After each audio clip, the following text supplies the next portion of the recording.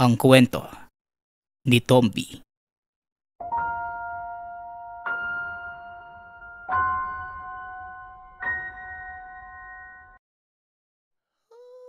Ang kwentong ito ay mula sa isa nating kabayan na itago na lang natin sa pangalang Teresita. Walang eksaktong taon.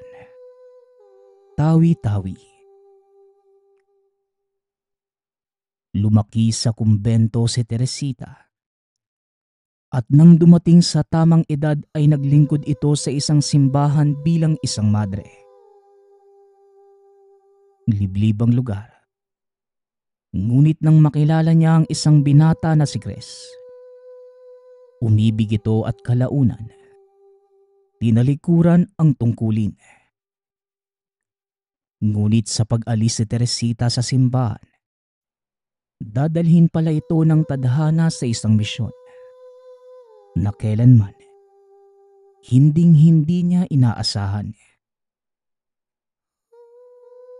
Mahal, andito na tayo sa baryo namin. Pasensya na, masyadong masukal dito eh. Napapalibutan pa ng mga puno. Tsaka bukal pala ang tubig dito ha. Wika ni Chris. Ayos lang, mahal. Sanay naman ako sa ganitong buhay dahil galing din naman tayo sa liblib na baryo, di ba? Tugon ni Teresita. Oo, pero mas mahirap ang buhay dito eh. Kaya ngayon pa lang sinasabi ko na sa'yo. Dahil ayokong isipin mo na hindi ko tinutupad ang pangako ko sa'yo eh. Nung umalis ka ng kumbento. Wika ni Chris. Napangiti na lamang si Teresita. Alam ng dalaga na nais ng asawa na maibigay ang magandang buhay sa kanya. Ngunit ayaw naman itong pursigihin ng asawa sa mga bagay na hindi nito kaya. Ayos lang naman, mahal eh. Hindi mo naman pwedeng pilitin ang sarili mo sa mga bagay na hindi mo kaya. Isa pa, marunong naman akong makontento sa mga bagay na meron ako eh. Marunong akong magpahalaga sa mga nakakamit at natatanggap ko. Wika ni Teresita. Nagyakapan na lamang ang dalawa. Nanirahan ang dalawa sa barong-barong. Gawa ito sa pinagtagpi-tagping dahon ng niyog at mga kawayan na halatang luma na. Gayunpaman, hindi nagreklamo si Teresita dahil tanggap niya ang buhay na meron ang asawa. Pangingisda ang siyang pangunahing hanap buhay sa tawi-tawi. Kahit nahirap sa buhay, hindi sinisi ni Teresita ang asawa. Hanggang sa isang araw, isa sa mga residente ang nakakilala kay Teresita. Ito ay ang matandang si Mang Tolome na minsan nang niligtas ni Teresita. Teresita, ikaw na ba yan? Tagal nating hindi nagkita. Kamusta ka na pala? Anong ginagawa mo dito sa Tawi-Tawi? Wala ka na ba sa kumbento? Tanong ni Mang Tolome. Mahahalata sa matanda ang kagalakan na muling makita si Teresita. Ako, matagal na po akong umalis sa kumbento eh. Sa totoo lang po niyan, tinalikuran ko na po ang pagmamadre. Sumama na po ako sa asawa kong si Chris. Pangit man po pakinggan pero mukhang yun po ang aking kapalaran. Ikaw po, Manong, kamusta ka po? Nahanap mo na po ba yung anak mo? Tugon ni Teresita. Tumango naman ang matanda. Oo, nakita ko na siya pero matagal na siyang namayapa. Sayang at hindi ko man lang siya nakilala. Nga pala, Baka gusto mong sumama sa akin sa bahay ko para naman makabawi ako sa kabutihan mo sa akin noon. Isa pa may munting regalo din ako sa'yo. Matagal ko na yung tinatabi dahil alam kong magkikita muli tayo. Wika ni Mang Tolome. Kaagad namang sumama si Teresita dahil tinuring niyang ama si Mang Tolome. Kasama ni Teresita ang matanda ng siya ay madre pa. Tinulungan niya ito nang makita sa kalsada. Matagal silang nagkasama at naging ama ito sa kanya. Pero pinaglayo sila ng tadhana nang hanapin ni Mang Tolome ang anak na nawalay sa kanya ng mahabang panahon. At ngayoy muli silang nagkita. Tatay Tolome, paano mo po nakita ang anak mo? Nakakalungkot naman dahil wala na pala siya. Hindi man lang kayo nagkasama eh. Tanong ni Teresita. Napayuko na lamang ang matanda. Kaya nga nakakalungkot pero ayos na din yun. Kahit papaano, nalaman ko naman kung nasaan siya nakalibing. Yung nakakuha kasi sa anak ko. Nakilala niya ako dahil sa larawan na naiwan sa anak ko. Sinabi nila sa akin na hinanap nila ako bago pumamatay ang anak ko. Kaso, sumuko na ang katawan niya Namatay siya sa sakit na kanser. Mahabang kwento May gusto ko bang inumin? Tugon ni Mang Tolome. Nanghingi lamang ng malamig na tubig si Teresita. Nagkwentuhan pa ang dalawa sa mga nangyari noong magkalayo sila. Ibinahagi ni Teresita na meron na itong asawa. Mga nangyari sa kumbento maging ang pag-alis niya. Marami nang nagbago at nangyari. Ano po palang trabaho mo ngayon, tatay? Tsaka parang ang dami naman pong dahon-dahon dito sa bahay mo at mga langis. Nakakapanibago po eh. Tanong ni Teresita. Napakamot naman sa batok si Mang Tolome. Nako, pasensya ka na. Nakalimutan ko sabihin sa iyo na isa akong albularyo. Noon pa man, nanggagamot na ako kaya nga meron akong kaalaman sa mga halamang gamot. Sa ngayon, tanging pagtitinda ng mga ginagawa kong langis at ng mga pananim kong gulay. Ikaw iha, ano na bang trabaho mo ngayon? Teka, kukunin ko lang yung regalo ko sa iyo. Wika ni Mang Tolome. Saglit itong umalis. Pagkabalik ay meron itong dala na isang karton. May kalakihan at binigay yon kay Teresita. Wala na po akong trabaho ngayon dahil kakalipat lang po namin ng asawa ko eh. Ano po ang laman nitong kahon na ito? Napakabigat naman po. Tanong ni Teresita. Sa ngayon, huwag mo munang bubuksan yan at saka na lamang. Kapag nawala na ako sa mundong ito at magagamit mo yan sa gitna ng kagipitan. May maliit na kahon dyan at huwag mo munang bubuksan dahil nakalaan yon kapag lumisa na ako. Alam mo iha, matanda na ako at wala na din akong ibang pamilya bukod sa'yo. Hindi man tayo magkadugo, itinuring na kita na tunay na anak. Tugon ni Mang Tolome. Nakaramdam ng kalungkutan si Teresita sa mga salitang binitawan ng tatay-tatayan. Bakit parang namamaalam na po kayo sa akin? Ngayon na nga lang po tayo nagkita muli tapos ganito pa ang sasabihin mo sa akin, Tatay Tolome. Wika ni Teresita. Hindi na niya napigilan ang sarili na hindi maluha. Pinahid ni Mang Tolome ang luha sa pisngi ni Teresita. Sinasabi ko na sa iyo ng mas maaga. Kesa naman hindi ko magawang sabihin pa ang mga salitang ito kapag wala na ako. Ang totoo, Teresita, may sakit ako. Meron akong kanser sa utak at sabi ng doktor, bihira ang kaso ng sakit ko at maliit ang tsansa na gumaling ako. Kaya habang maaga pa, hinahanda ko na ang sarili ko.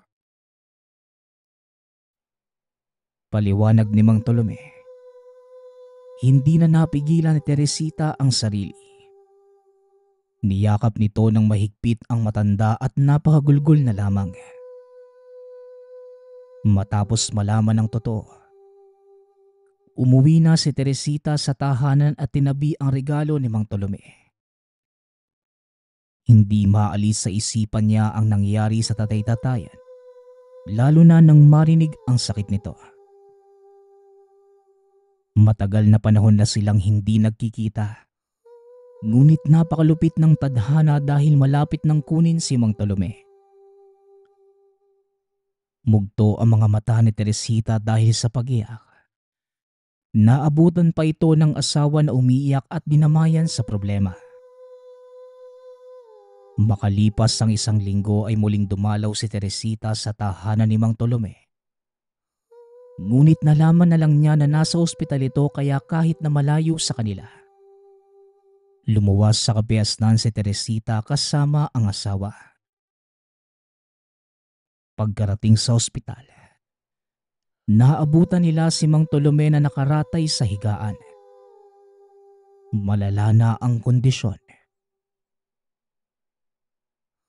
Tatay Tolome, bakit hindi ka man lang nagsabi sa akin?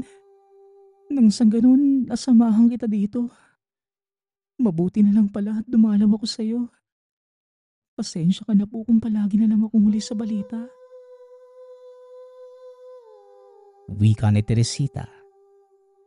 Hinawakan ni Mang Tolome ang kamay ni Teresita. Utalo-talitong nagsalita habang tumutulo ang luha. Mabuti naman at nakapunta ka dito. Maaari na akong magpahinga. Sana mag-iingat ka palagi at lagi mong iisipin. Nasa tabi mo lang ako at nagmamasid. Tugon ni Mang Tolome. Hanggang sa pinikit na nito ang mga mata. Labis ang lungkot na naramdaman ni Teresita at dahil wala nang kamag-anak si Mang Tolome. Ito na ang nag-asikaso sa burol at pagpapalibing sa matanda. Makalipas ang 1 buwan ng pagluluksa, muling naalala ni Teresita ang kahon na binigay ni Mang Tolome nang muli silang magkita noon.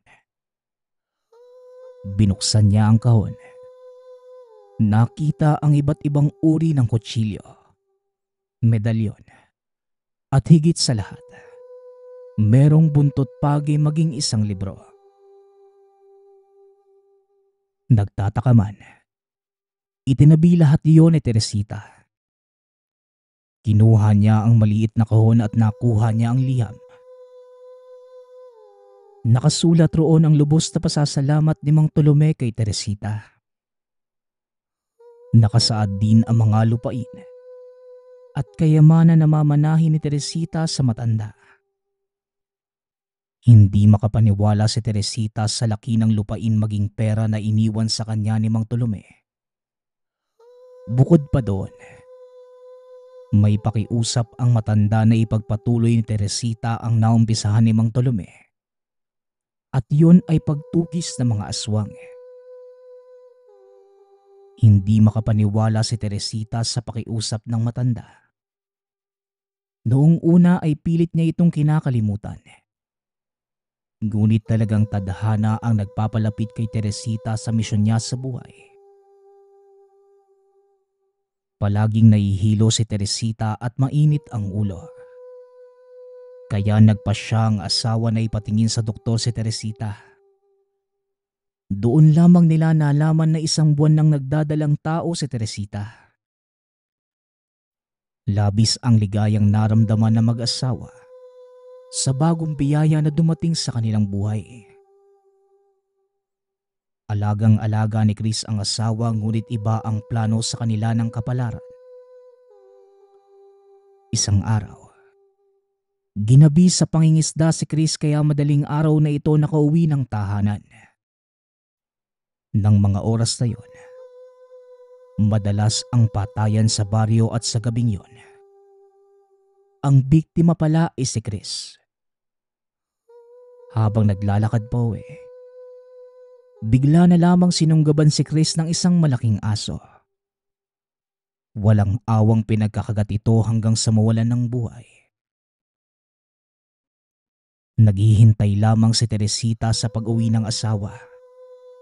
Ngunit wala na itong paramdam ng gabing yon. Nabalot ng kaba ang puso ni Teresita, lalo na nang hindi umuwi ng araw na yon ng asawa hanggang sa lumipas na ang ilang araw. Maging ang mga kakilala at kasamahan ni Chris, walang alam sa nangyari sa lalaki. Labis ang lungkot na naramdaman ni Teresita hanggang sa isang gabi, habang nakupo sa labas ng pintuan ng bahay, habang hinihintay na baka umuwi na ang asawa. Isang malaking ibon ang palipad-lipad sa uluhan ni Teresita, hanggang sa bigla itong bumagsak sa harapan niya at sinunggaban. Dahil sa takot, napatakbo papasok ng tahanan si Teresita. Ngunit sinundan pa din siya ng nilalang, hanggang sa naalala ni Teresita ang mga bagay na niregalo sa kanya ni Mang Tolome. Ginamit niya yun. Nilabanan ang nilalang. Ngunit sadyang malakas ang nilalang na yon kumpara kay Teresita. Kaya nasampahan siya nito at kinagat. Kahit sugatan, nakipaglaban pa din ito hanggang sa napas lang niya ang nilalang at nawalan siya ng malay. Sa muling pagmulat, wala na ito sa tahanan. Nakita niya ang puting kisame. May kapitbahay palang nagdala sa kanya sa ospital. Kaagad na tinanong ni Teresita kung ano ang nangyari sa anak. Ngunit masamang balita ang narinig. Pasensya na ho, Mrs. Pero ikinalulungkot naming ibalita sa iyo na wala na ang anak mo. Ginawa namin ang lahat ng aming makakaya para maisalba ang sanggol. Pero wala na po kami nagawa. Tinanggal na namin ang baby mo dahil maaari kang malason. Wala ka namang kasama para makausap. Kaya para sa kaligtasan mo, ginawa namin ang tingin namin ay tama. Paliwanag ng doktor. Labis-labis ang lungkot na naramdaman ni Teresita. Hindi niya napaghandaan na mangyayari sa kanya ang bagay na yon. Inaalala pa ni Teresita kung ano ba ang nangyari sa asawa, ngunit dumagdag pa ang pagkawala ng anak sa sinapupunan. Labis na galit at paghihinagpis ang naramdaman ni Teresita. Patong-patong na lungkot at bigati ang bumabalot sa kanya. Nang makabawi ng lakas, umuwi na si Teresita sa tahanan nilang mag-asawa. Halos araw-araw ay nagdarasal ito na sana'y umuwi na ang asawa. Ngunit kahit na anino ng asawa ay hindi na nakita. Hanggang sa lumipas pa ang 10 buwan. Nabalitaan na lamang ni Teresita na may nakitang bangkay sa kabundukan. Kaagad na nagpunta si Teresita upang alamin kung sino ang biktima. Laking gulat niya nang makita ang bangkay. Alam niya na ang gamit ng biktima ay pagmamay-ari ng asawa Galit na galit si Teresita. Gusto niyang parusahan kung sino man ang gumawa nun sa asawa. Nang dahil sa mga nangyari kay Teresita, ang tinalikuran na tungkulin at ipinamana ni Mang Tolome, ginamit niya ito upang makuha ang hustisya sa pagkamatay ng asawa at anak. Pinag-aralan niyang mabuti kung paano gumamit ng buntot page. Binasa ang maliit na libro na iniwan ni Mang Tolome. Mahabang oras at panahon ang ginugol ni Teresita para maaral ng mabuti ang mga gamit na iniwan ng matanda. At matapos ang 1 taon na pag-aaral, handa na si Teresita upang maningil sa mga may kasalanan sa kanya. Unang inalam ni Teresita kung ano ang nangyari sa asawa at natuklasan niya na ang nilalang na umatake sa kanya ng gabing siya ay makunan. Iisa lamang ang nilalang na umatake sa asawa. Kaya gumawa ng plano si Teresita kung paano niya sisingilin ang nilalang na sumira sa pamilya. Upang hindi malaman ng kalaban ng pagkatao ni Teresita, nagsuot ito ng pangmadring damit at inumpisahan ng misyon sa buhay. Halos araw-araw, gabi-gabi at oras-oras, nakabantay si Teresita sa paligid. At lahat ng binibiktima ng mga aswang ay tinutulungan ni Teresita. Hanggang sa kalaunan, binigyan ng mga tao si Teresita ng palayaw. Iyon ay ang madreng manunugis ng aswang. Noong una ay ginawa ni Teresita ang bagay na yun upang maipagigante ang asawa at anak. Ngunit kalaunan, naramdaman ni Teresita na kailangan niyang gawin ang bagay na yun upang maibalik ang katahimikan sa baryo na tinitirahan. Alam niya na kailangan ng tagapagtanggol sa lugar upang maibsan ang krimen at mabawasan ang mga halangang bituka. Hanggang sa isang araw, habang naglalakad pa uwi ng tahanan, narinig ni Teresita ang malakas sa sigaw ng isang babae. Mababakas sa boses nito ang takot. Mabilis na sinuot ni Teresita ang damit na pangmadre. Sumugod sa pinagmumulan ng boses at nakita ang isang malaking aso na handa ng sumunggab sa babae. Bumalik sa alaala ni Teresita ang gabing nangyari sa kanya. At dahil sa galit, pinugutan niya ng ulo ang aso. Takot na yumakap ang babae kay Teresita. Labis itong nagpapasalamat sa kanya.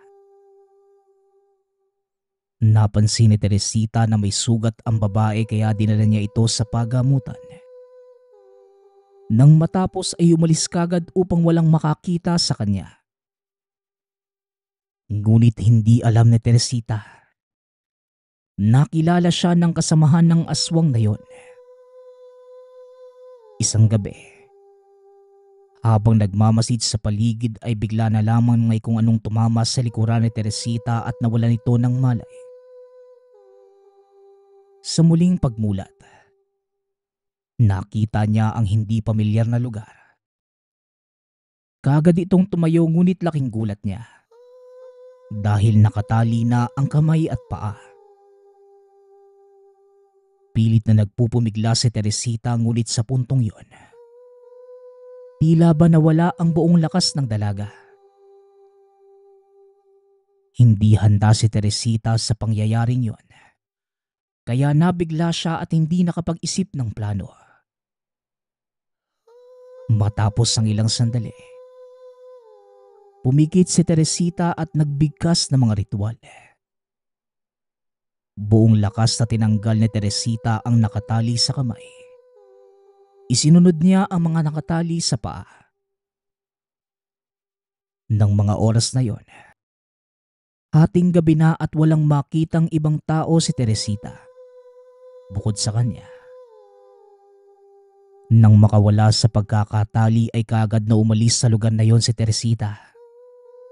Ngunit bago pa man siya makalayo, hinarang ito ng napakaraming aswang.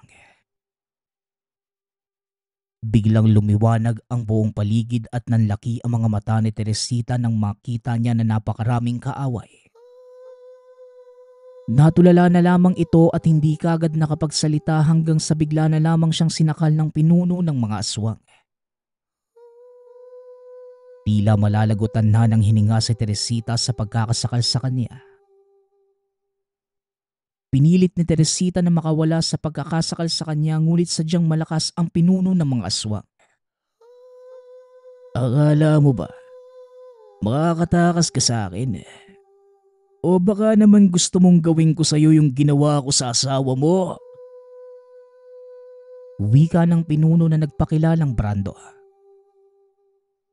Nagulat si Teresita sa sinabi ni Brando. Nagtataka ito kung bakit tila galit na galit sa kanya ang pinuno ng mga aswang. Ano bang ginawa ko sa iyong kasalanan? Bakit mo ako pinaparusahan ng ganito? Hindi kita personal na kilala pero 2 buhay na ng mahal ko sa buhay ang kinuha mo. Sino ka ba talaga? Ano bang pakay mo sa akin? Tanong ni Teresita. Umagalpak lamang ng tawa si Brando. Bigla na lamang inihagi si Teresita dahilan para mapaupo sa lupa ang babae. Oo nga pala. Hindi ba ako naipakilala sa iyo ni Tolome? Dapat sa akin niya ibinigay ang lahat ng kapangyarihan na meron siya. Pero bakit sa iyo pa? Tugon ni Brando. Napakunot na lamang ang noo ni Teresita. Sino ka ba? Wala akong alam sa iyo bukod sa ikaw ang pumatay sa asawa ko. Ikaw din yung sumugod sa akin nung gabing yun kaya nawala sa akin ang anak ko. Ano bang ginawa ko sa iyong kasalanan o ni Tatay Tolome? Bakit ginagawa mo ang mga bagay na ito? Tanong ni Teresita. Galit na tumitig sa kanya si Brando. Ako nga pala si Brando na isa sa mga estudyante ni Tatay Tolome. Itinuring ko siyang ama pero nang malaman niya ang lahi ko, ipinagtabuyan niya ako. Tugon ni Brando. Bakas sa mga mata nito ang matinding galit.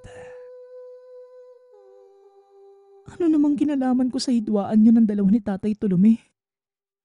Hindi ko naman ginusto na sa akin niya ibigay ang lahat ng ito eh. Sa totoo lang, ayoko sanang gamitin ang mga pamana sa akin ni Tatay Tolome. Pero wala eh. Kinakailangan kong gamitin para maparusahan ang mga taong nagkasala sa akin. Lalo ka na. Dinamay mo ko sa gulo niyong dalawa. Tsaka alam kong hindi ka naman ipagtatabuyan ni Tatay Tolome kung wala kang ginawang kasalanan.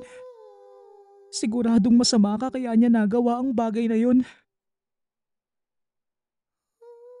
Wika ni Teresita. Kagad nitong hinubad ang suot na medalyon. Napalayo naman si Brando at iba pang mga kasamahan nito. Kaya mabilis na nakakuha ng pagkakataon si Teresita para makatakas. Mabilis ang pagkilos ni Teresita. Gumawa ito ng ritual upang hindi siya kagad makita o matunto nila Brando. Nang makalayo sa lugar, sinikap ni Teresita na bumalik sa tahanan.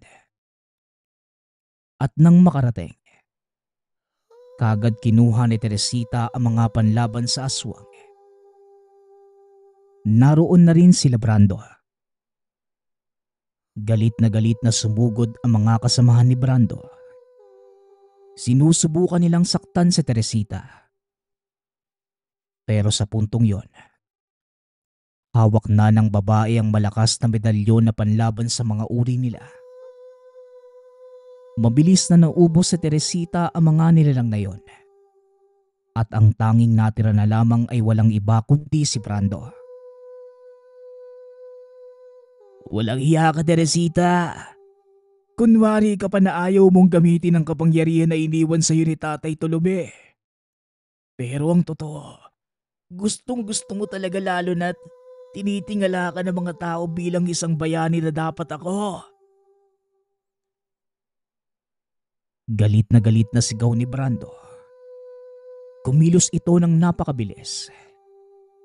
Hindi kagad na malaya ni Teresita ang ginawang pagkilos ni Brando. Kaya nasugatan siya nito sa paa. Ika-ikang tumayo si Teresita at hindi niya hinayaan si Brando na manalo. Pumikit si Teresita at nagdasal. Humingi ng patnubay sa poong may kapal at sa medalyon na suot.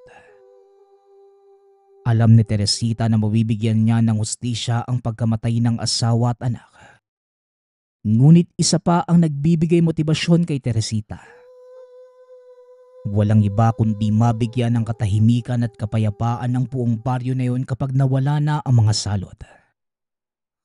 Kahit na ano pang gawin mo, hindi ka mananalo sa akin. Dahil alam kong pinapatnubayan ako ng poong may kapal. At kailanman, hindi ako papayag na manaig ka laban sa akin. Wika ni Teresita. Umagalpak naman ang tawa si Brando. Manang-mana ka talaga kay Tolome.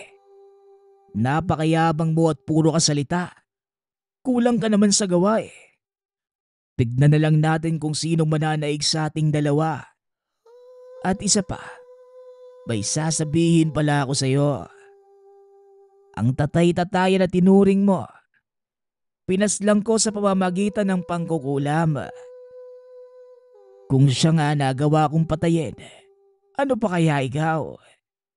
Minana mo lang ang mga kalaman na meron siya kaya alam kong mananalo ko laban sa iyo. Wika ni Brando. Kaagad itong nagpalit ng anyo. Nagulat si Teresita sa biglaang pagpapalit ng anyo ni Brando. Hindi niya sukat akalain na ganun ang itsura ng lalaki. Medyo nakaramdam pa ng takot si Teresita. Dahil yun pa lamang ang unang beses na nakakita siya ng ganong nilalang. Nang dahil sa pagkagulat, hindi ito nakagalaw sa kinakatayuan. Mabilis itong nasunggaban ni Brando. Nagkatawang aso ito na napakalaki at kulay itim. Dahil sa bigat ni Brando, hindi na makalaban si Teresita. Pinilit niyang makawala sa pagkakadagan sa kanya ni Brando. Ngunit mabilis na kumilos ang aswang. Pinagkakagat niya si Teresita sa iba't ibang parte ng katawan at sa puntong yun, sugatan na ang babae. Unti-unti nang nakakaramdam ng panghihina ng katawan si Teresita. At tila nais na lang niyang pumikit. Pero bigla na lamang niyang nakita si Tatay Tolome. Nakangiti ito sa kanya. Lumapit at bumulong sa tenga ni Teresita. Bumangon ka, Teresita. Huwag mong sayangin ang buhay mo. Gusto mo ba na habang buhay na lamang nakakainin ng takot ang baryong ito? Hahayaan mo lang ba ang aswang na pumatay sa asawa at anak mo maging sa akin? Huwag kang panghihinaan ng loob dahil palagi mong kasama ang Panginoon. Basta manalig at magtiwala ka lamang sa Kanya, maging sa iyong kakayahan. Wika ni Tatay Tolome. Dahil sa narinig, nabuhayan ng loob si Teresita. Nanalangin ito sa poong may kapal at dahil sa determinasyong manalo laban kay Brando. Kahit sugatan, tumayo si Teresita at dinampot ang medalyon at buntot pagi na palagi niyang dala. Bago sumugod, tumingala sa langit si Teresita. Nagpapasalamat pa ito sa muling pagpapakita sa kanya ni Tatay Tolome. Nagkakamali ka, Brando. Dahil determinado ako manalo laban sa'yo. Matalo mo man ang tatay-tatayan ko. Pero ako hindi. Hindi ka mananalo sa akin. Sisiguraduhin kong ito na ang huling araw na makikita ko ang pangit na pagmumukha mo. At wala ka nang mabibiktima na kahit na sino. Wika ni Teresita. Bakas sa mga mata nito ang determinasyong manalo. Sinikap ni Teresita na lumaban kahit sugatan. Nagtunggali muli ang dalawa. At kahit ilang beses na nadapa, nasugatan at tumumba, hindi pa rin sumuko si Teresita. Hanggang sa kinuha niya ang mga kutsilyo na bigay ni Tatay Tolome. Ibinato niya ito kay Brando. Nahirapan si Teresita. Ngunit nang makakuha ito ng pagkakataong masaksak ang nilalang, dumiretso ito sa puso ni Brando. Matapos yon, nawalan ng malay si Teresita. Sa pagmulat ng dalaga, wala na ang bangkay ni Brando. Puro buto na lamang ang natira. Labis na saya ang naramdaman ni Teresita. Bukod sa naipagiganti niya ang asawa't anak, napanatili din niya ang kaligtasan at katahimikan ng lugar. Magpasa hanggang ngayon, hindi na nag-asawa si Teresita. Bumalik ito sa pagmamadre at nagsilbi muli sa tahanan ng Diyos. Ngunit magpasa hanggang ngayon, hindi pa rin niya malilimutan ang mga naganap. At nung minsan bansagan siyang Teresita, ang madreng manunugis ng aswang.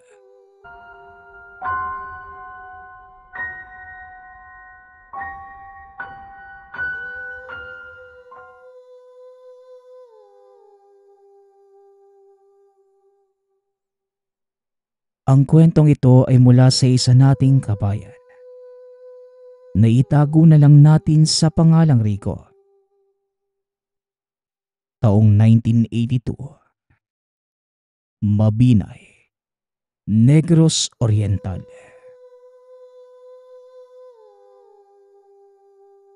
Nang mga panahong ito, nag-aaral sa isang pampublikong kolehiyo si Rico. Mula sa pamilya na magsasaka ang mga magulang.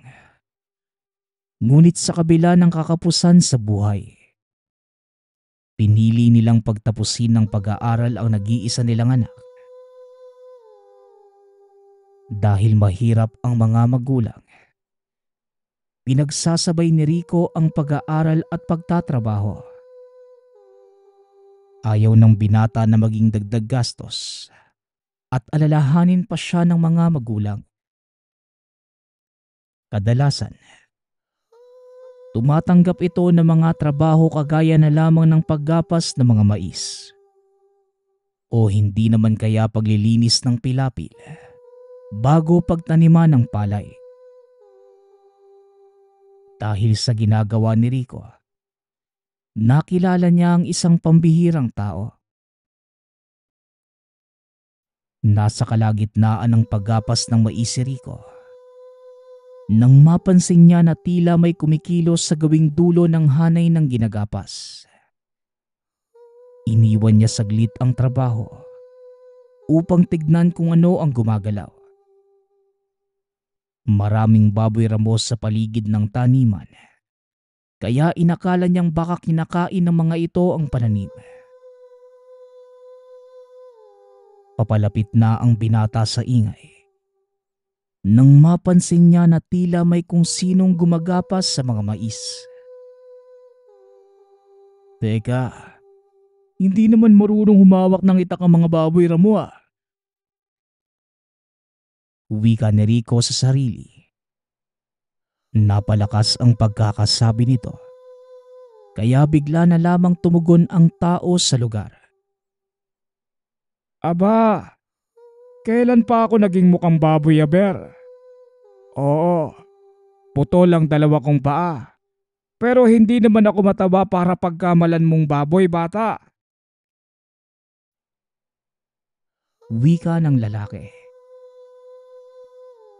Napatakip na lamang ng bunganga si Rico. Kagad itong humingi ng paumanhin sa lalaki. Pasensya na ho kayo, Manong. Hindi ko po kasi kayo nakita eh. Siya nga po pala. Ako nga po pala si Rico. Wika ng binata. Kagad namang ngumiti ang lalaki at nagpakilala. Ako naman si Nasyo. Huwag kang mag-alala at wala yon. Sanay na din naman ako eh. Tanghali na pala. Teka, kumain ka na ba? Sumubay ka na lang sa akin at marami akong dalang ulam. Wika ni Kanasyo. Kagad na pagtanto ni Rico na napakabait ng taong ito. Kahit na may kapansanan. Hindi niya ito kinakitaan ng anumang galit sa mundo. At dahil sa kuryosidad, hindi na iwasan ng binata na magtanong ng mga bagay-bagay. Pasensya na po kayo sa itatanong ko Pero paano po kayo nakakarating sa maisan sa kalagayan niyo? Tanong ni Rico. Habang humunguya ng kaperaso ng inihaw na baboy. Alam mo, Rico, walang imposible sa taong gustong mabuhay. Diyan sa tabi ng punong yan, may maliit akong kariton na sinasakyan at hindi naman mabundok dito. Kaya madali lang ang pagpunta ko sa maisan. Tugon ni Kanasyo. Napatango na lamang si Rico habang kumakain. At nang matapos ang dalawa, nagtanggal ng damit pang itaas si Kanasyo at tumambad sa binata ang bilugan nitong pangangatawan. Pero ang mas nakaagaw pansin ay ang suot nitong medalyon at ang mga tattoo nito sa katawan. Manong, ano naman po ang mga tatong yan? Tsaka yung suot niyong kwintas. Parang anghel na may inaapakang demonyo Si San Miguel yan, di ba? Tanong ni Rico. Kaagad namang napayuko si Kanasyo upang tignan ang tinuturo ng binata. Ito ba? Oo, tama ka. Medalyon nga ito ni San Miguel. Pang protection lang. Ang mga tattoo ko naman, mga dasal yan, Rico. Bakit? Gusto mo bang magkaroon ng ganito? Makakatulong din sa iyo ang mga orasyong ito. Tugon ni Kanasyo. Biglang napukaw ang imahinasyon ng binata. Kaso nag-aalangan si Rico. Hindi siya pwedeng magpatattoo dahil pagpupulis ang kinuha niyang kurso. Wag na lang po, Manong. Bawal po kasi sa mga nagpupulis ng tattoo Tugon ng binata.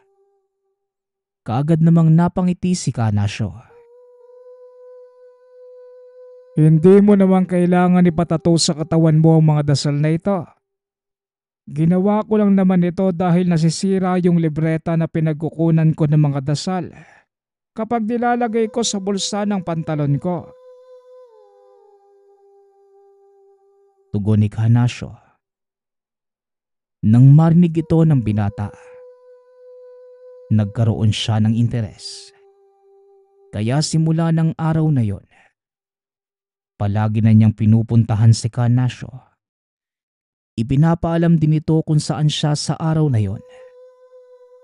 At sa tagal ng kanilang pagiging magkaibigan, nakakabisado na ni Rico ang bawat lugar na pinupuntahan ni Kanasyo.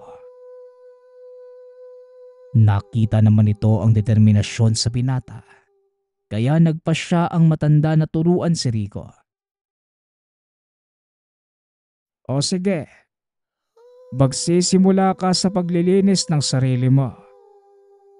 Bibigyan kita ng mga dasal na panglinis.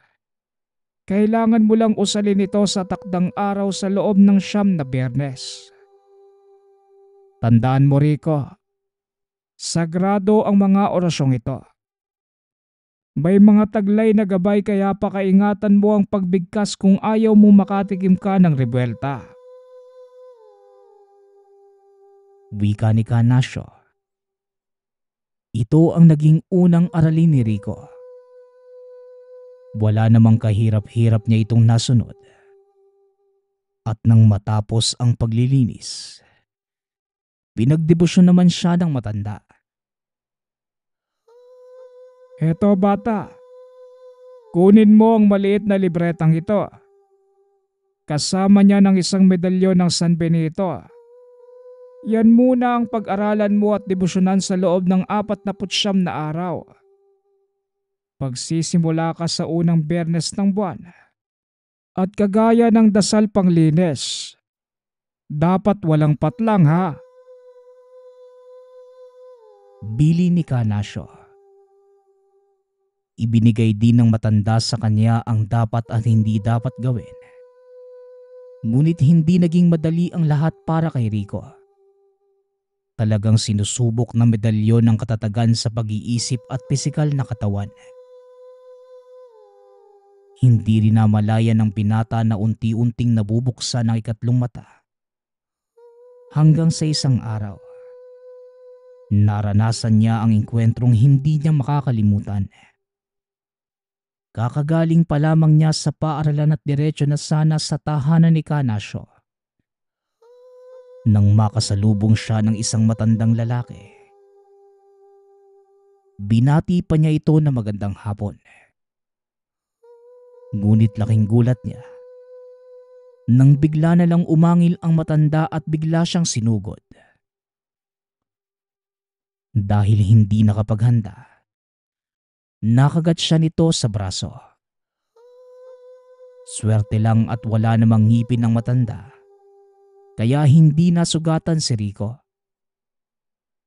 Kagad niya itong hinawi at sa hindi may paliwanag na dahilan, tila kusang inusal ni Rico ang mga basag na letra sa likod ng medalyon.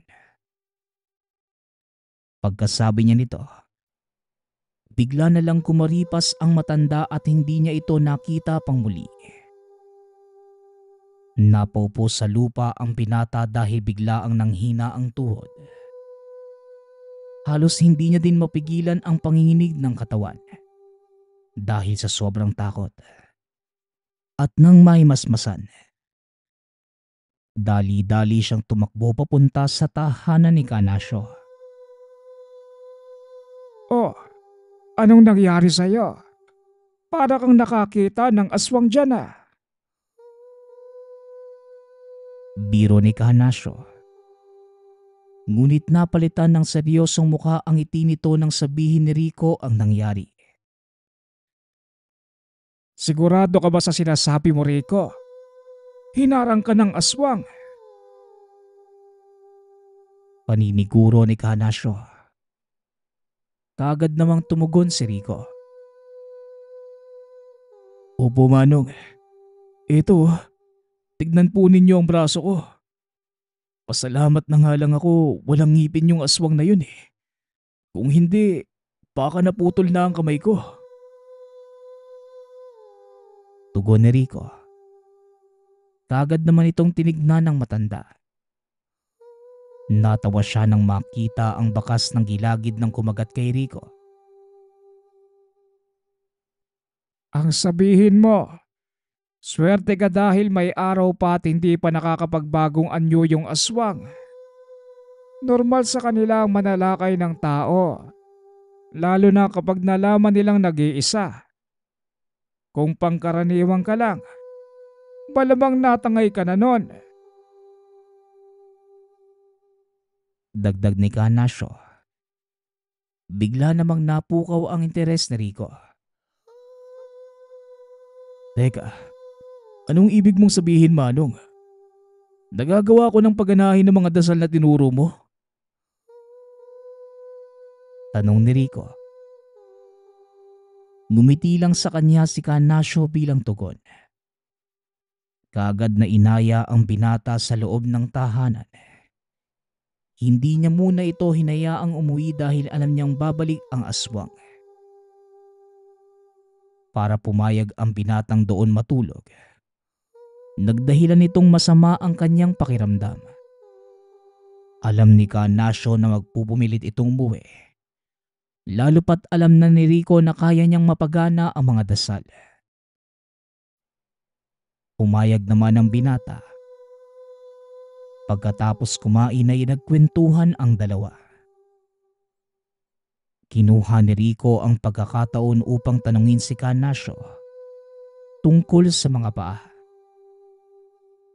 Wala namang pagdadalawang isip na kwento ng matanda ang nangyari. Ayon sa kanya, dati siyang kasapi sa mga sundalo. Nasa kalagitnaan sila ng isang bakbakan nang mangyari ang insidente. Isang granada ang bumagsak sa kinaroroonan nila. At saktong si Canasio ang naroon. Para iligtas ang mga kasamahan, sinipa niya ito. Ngunit kagad ding sumabog ang granada at naputol ang pareho niyang mga paa. Biglang natahimik si Rico. Natawa naman si Canasio sa naging reaksyon ng binata. Oh, anong problema? Nagdadalawang isip ka na ba maging pulis? Pangasar ni Canasio. Hindi naman po sa ganun, Mang Nasyo. Ang totoo po, humahanga ako sa inyo eh. Binuwis niyo yung buhay niyo para mailigtas yung mga kasamahan niyo. Tugon ni Rico. Naging seryoso ang mukha ni Canasio at sinabi, Ang totoo, pinagsisisihan ko ang ginawa ko noon.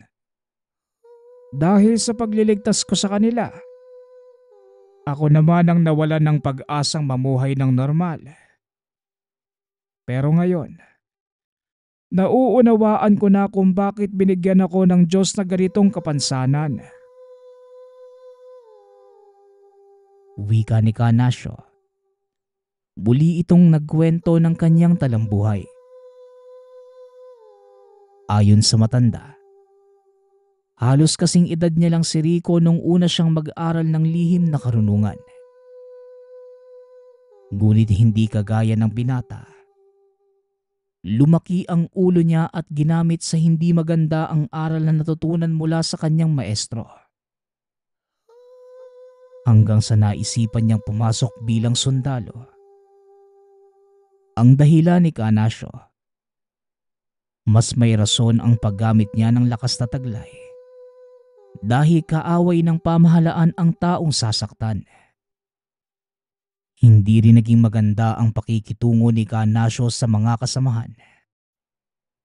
Halos araw-araw ay meron itong nakakaaway. Ito ang naging dahilan kung bakit lumayo ang kalooban sa kanya ng mga ito. Hanggang sa napagtanto niyang wala na ni isa sa mga tao sa paligid ang pumapansin sa kanya. At kahit anong gawing pakikipag-usap, pilit namang umiiwas ang mga ito sa kanya. Sinubukan din niyang bumawi sa mga kasamahan. Ngunit nauuwi lamang sa hindi pagkakaunawaan ang ginagawa niya. Hanggang sa nangyari na ang sakuna. Nang mga sandaling nasabugan siya ng granada. Isa-isa nang nagsipulasan ng mga kasamahan. Naiwan itong mag-isang nakahandusay sa lupa. Maswerte na lamang at may isang magsasaka ang napadaan sa lugar matapos ang bakbakan. Kaya nagawa pa siyang mailigtas. Makalipas ang ilang araw, sinundo si Canasio ng mga kasamahan. At dahil sa hindi na ito pwedeng magpatuloy sa pagiging sundalo, inihatid na lamang ito pauwi sa Mabinay. Matagal na panahong nagkimkim ng sama ng loob si Canasio. Ngunit kalaunan, napagtanto niya din ito ang kanyang kapalaran. At wala na siyang magagawa kundi tanggapin ito. Hindi niya alam na may ibang plano ang Diyos para sa kanya. Isang hapon habang nakatunganga sa bakuran, nakita niya ang mga taong nagtatakbuhan papunta sa kanilang kapitbahay. Kaagad niyang tinawag ang pinsan upang ipasan siya papunta sa lugar. Ayon sa mga nakikiusyoso, nagwawala ang anak ng kapitbahay nila. Napag-alaman din ni Canasio na nayanggaw pala ito. Sa hindi malamang dahilan, sinabihan ni Canasio ang pinsan dalhin siya sa loob ng tahanan. Bagaman nagtataka, sumunod na lamang ang pinsan nito. Nakita niya ang binatang nakatali sa higaan gawa sa kawayan. Patuloy na nagwawala habang walang tigil na tumutulo ang laway. Tonton, ilapit mo ko sa kanya at paupuin mo ko sa tabi ng higaan. Utos ni Canasio sa pinsan si Tonton. Pero Kuya Nasyo, baka mapahamak ka eh. Tugon ni Tonton. Ngunit napasigaw si Canasio. Sa takot ni Tonton na baka saktan siya nito, dali-dali niyang sinunod ang utos ng matanda. Nang makaupo na si Canasio sa tabi ng papag, kaagad lumingon sa kanya ang binatang nakatali. Pilit siyang inaabot nito. At ang sumunod na ginawa ni Canasio ay nakapagpatahimik sa mga taong nagbubulungan sa labas ng silid. Nagusal ito ng dasal sa magkabilaang palad. Dinampi ito sa magkabilaang tenga ng binata. Laking gulat ng lahat dahil bigla itong huminahon at tila nagbalik sa normal na pag-iisip. Labanan mo kung ano mang nasa loob ng katawan mo. Tandaan mo, ang katawang tao mo ay templo ng Diyos at walang sino man ang maaaring lumapastangan. Wika ni Canasio. Ngunit pag-iyak lamang ang tinugon ng binata sabay sabi ng, "Hindi ko po kaya, Manong. Masyado po siyang malakas eh." Hinawakan ni Canasio ang kamay ng binata. Muli itong nagsalita. Huwag kang mag-alala. Kasama mo ko at ang Diyos amang lalaban. Magtiwala ka lang. Wika ni Canasio. Kaagad itong nag-usal. Matapos niyang gawin ito, nanigas ang katawan ng binata at sumigaw. Ngunit ang tinig na lumalabas sa bunganga, tila pinaghalong atungal ng baboy at huni ng kuliglig na nagsasabay. Inutusan niya ang nilalang na lisanin ang katawan ng binata. Gamit ang mga dasal mula sa lengguwaheng Latin.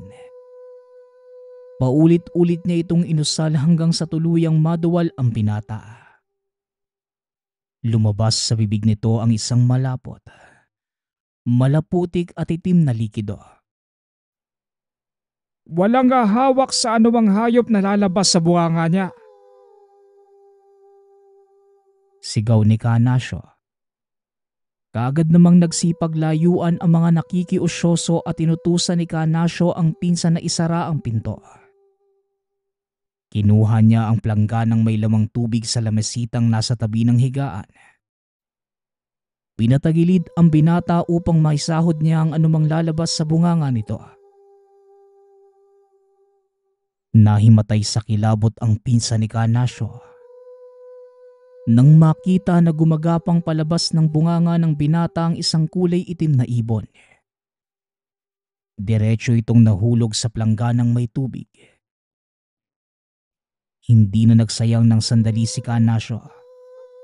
Kaagad niyang inusalan ng pamatay na dasal ang nilalang.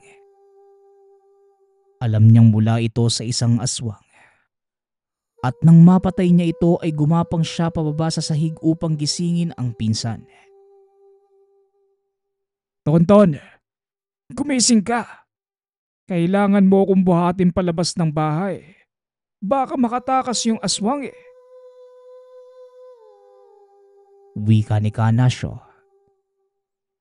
Bigla namang naalimpungatan si Tonton. Dahil sa lakas ng pagkakasampal sa kanya ni Canasio. Dali-dali din itong tumayo at binuhat ang pinsan. Pagkarating sa labas ng silid, nanghiram ng itak at garab si Canasio sa may-ari ng tahanan. Sinabihan niya ang pinsan dalhin siya sa pinakagitna ng bakuran. At nang madala siya nito sa labas ay kagading inutusan ni Canasio si Tonton na bumalik sa loob ng bahay. Walang yakang nilalang ka. Kung talagang matapang ka, harapin mo ang may kapantay na kapangyarihang kagaya sa iyo. Sigaw ni Canasio. Bigla namang tumahimik ang paligid.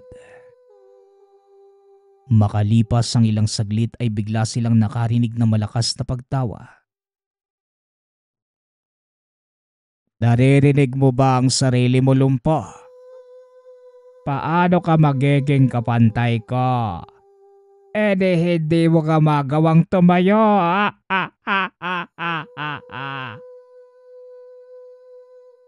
Wika ng boses. Alam ni Canasio ng mga sandaling yon. Ang naririnig niya ay mula sa aswang na nagtanim ng sumpa sa binata. Patuloy niya lamang itong pinagsasalita. Ngunit lingid sa kaalaman ng nilalang. Ginagamit ni Canasio ang boses nito upang matunto ng kinaroroonan. Hanggang sa nasigurado niya ang pinagtataguan ng nilalang. Wala pa ding kaalam-alam ang aswang na may binabalak si Canasio.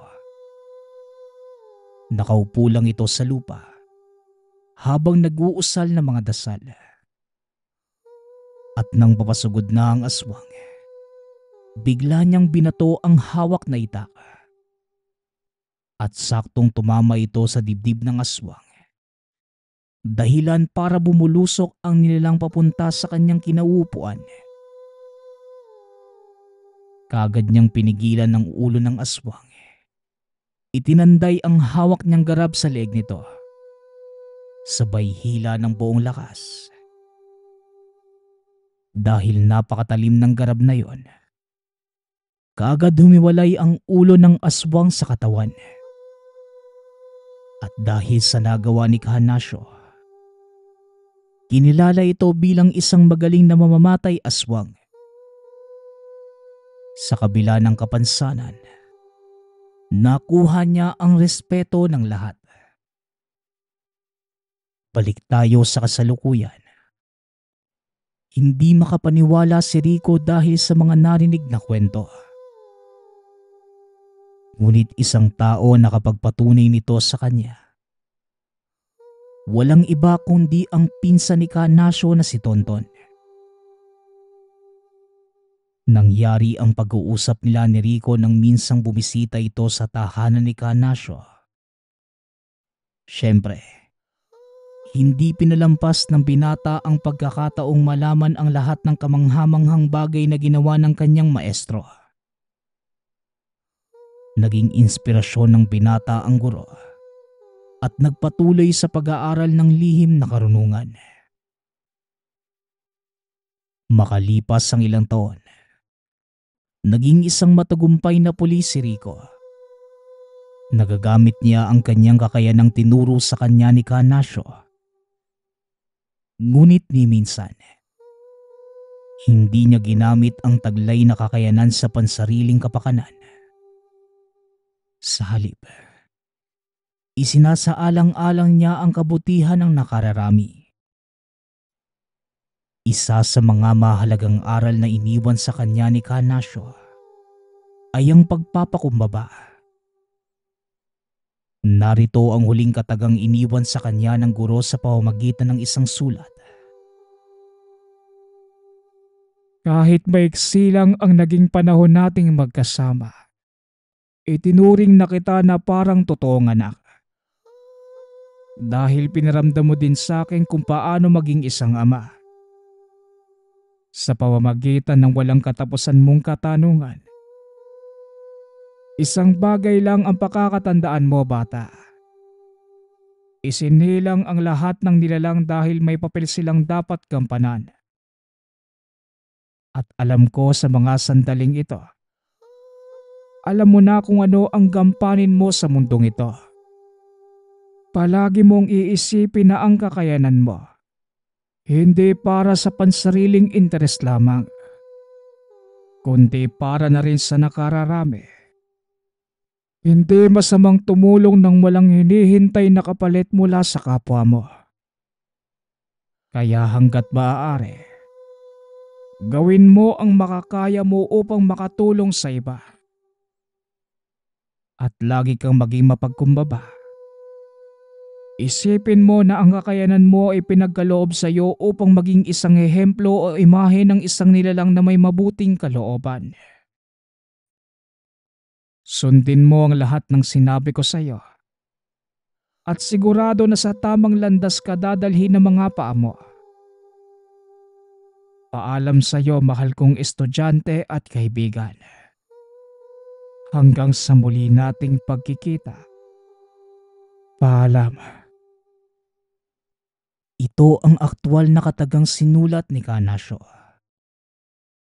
Mga salitang patuloy na nakaukit sa puso ni Rico habang siya ay nabubuhay. Sa kasalukuyan, retiradong pulis na si Rico. Namumuhay ng mapayapa kasama ng pamilya. Ngunit hindi nagtapos ang kanyang tungkulin sa pagiging pulis. Dahil pinili niyang gamitin ang kakayanan upang maging isang manggagamot. Napakadami nitong natulungan. Gamit ang mga kakayanang nagmula sa matandang si Canasio.